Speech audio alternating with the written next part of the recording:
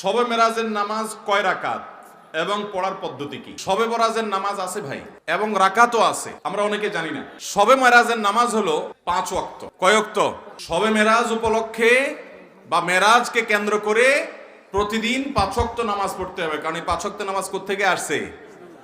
অতএব এটা মেরাজ উপলক্ষের নামাজ বলা যায়, মেরাজকে কেন্দ্র করে এই নামাজ আসছে, তাই না? অতএব মেরাজের নামাজ বলতে যদি কিছু থাকে তাহলে সেটা হলো কোন নামাজ? 5 ওয়াক্ত নামাজ। আর 5 ওয়াক্ত নামাজের রাকাত সংখ্যা নিয়ম তো জানা আছে, তাই না? অতএব তাহলে আর মেরাজের নামাজের আলাদা নিয়ম না বললেও চলবে। আমাদের দেশে অনেকে মনে করেন না, মেরাজের রাত্রে আলাদা নামাজ আছে, 2 রাকাত করে এত রাকাত, এই সূরা এতবার, ওই সূরা এতবার, এরকম কোন নামাজের কথা হাদিসে বর্ণিত হয় নাই। নবী করিম সাল্লাল্লাহু আলাইহি ওয়াসাল্লাম মেরাজ হয়েছে, সেটা সত্য, বরং মহাসত্য।